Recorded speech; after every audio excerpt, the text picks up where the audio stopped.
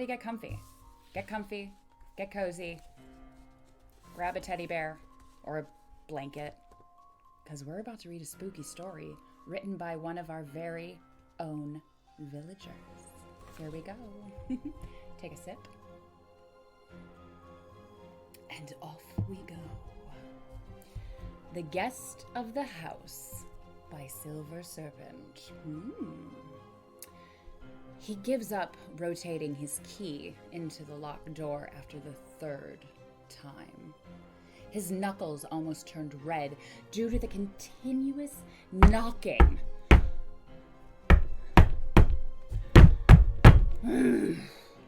He doesn't know how long he's been standing there, trying to get into his house. His wife should be there, but there's no answer.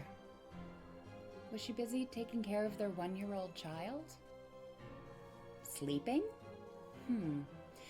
An unsettling feeling envelops him. He takes a step back and looks around, trying to see a way he might be able to get inside. Well, what if they're fine? She's just busy changing the kid's diaper. Keep telling yourself that, buddy. Keep telling yourself that.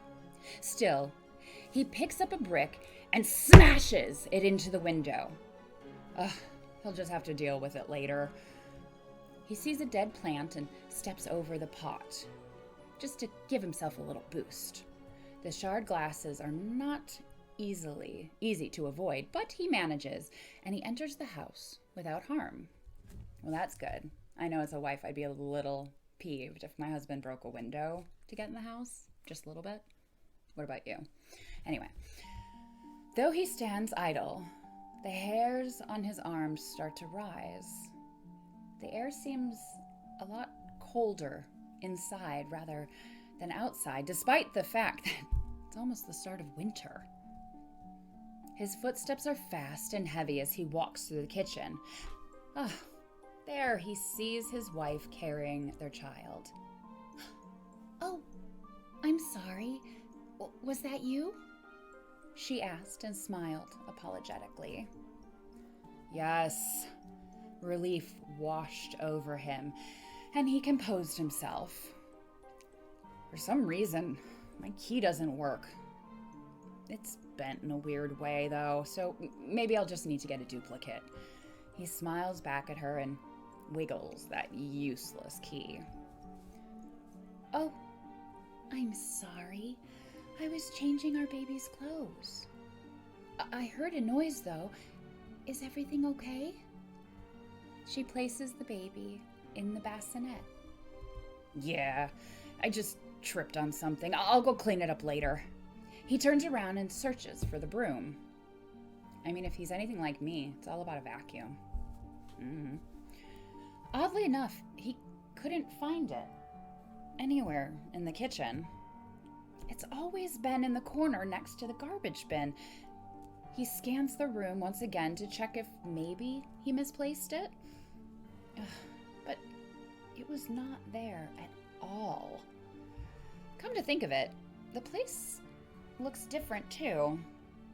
He doesn't remember owning that rug, nor all those magnets on the fridge. There is a familiar saltiness in the air, and he could almost hear the wind. The windows are closed, but he could swear he can feel a breeze all around him, even inching closer. So close that it feels like icy hands touching his arm. He immediately turns around. His wife backed away a little bit. "Where are you? You seem lost." I was looking for something. I'll go check upstairs. Maybe it's there." He pats her on the shoulder and makes his way to the second floor. "Okay, but don't be long. Dinner's almost ready." "Yes, ma'am." He chuckles as he climbs up the stairs. 2 or 3 seconds pass, as his smile starts to fade.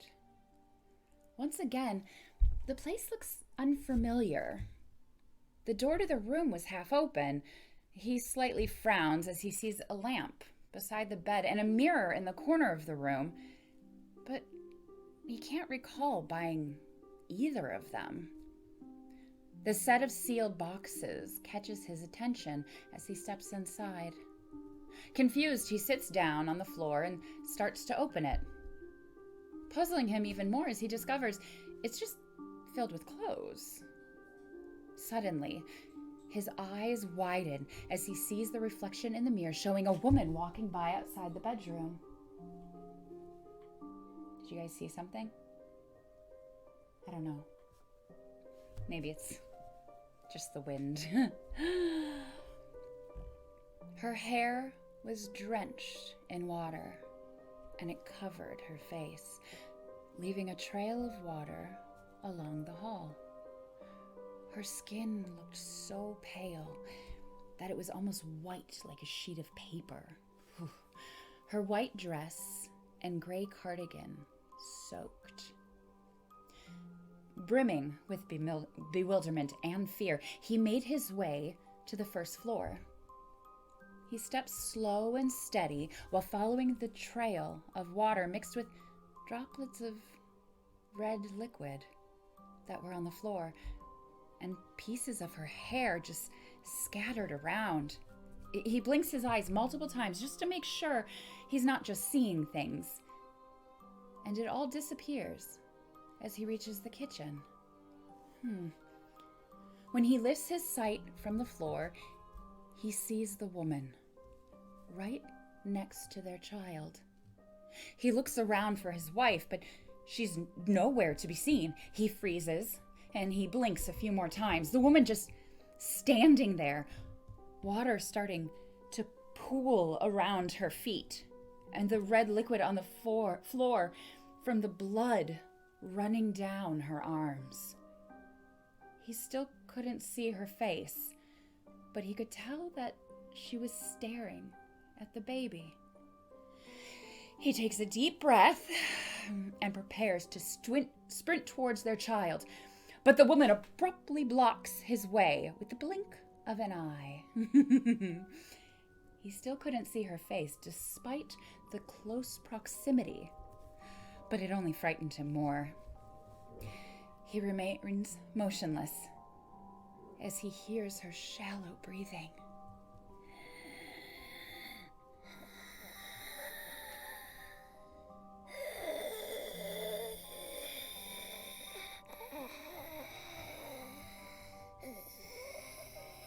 Despite being perplexed, he makes another run towards the baby and carries the child away in his arms.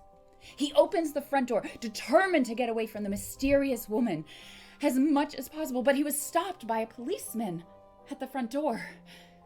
"Help me!" He grabbed the man's shoulders. "There's a woman inside. She was trying to steal my child." Oh no. The man deeply sighed, looks down and shakes his head. This needs to stop. What are you talking about? He frowns and grabs both of his shoulders, only to realize that he wasn't holding a baby. He wasn't holding anything. Where?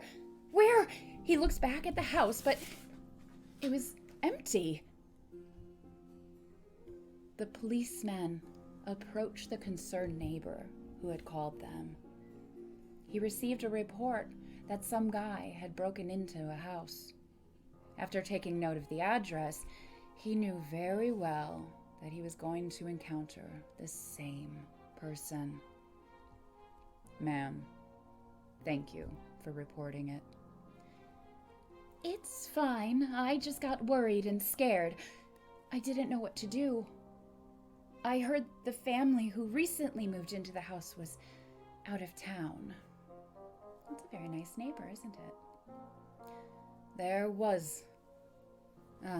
They are, but this man was the previous owner of the house.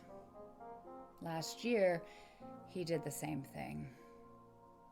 He broke in to that house because that's where his family used to live.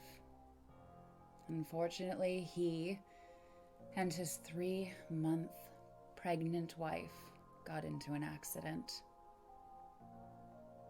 He heard they never knew the gender of the child. They went on vacation 3 years ago, and his wife drowned.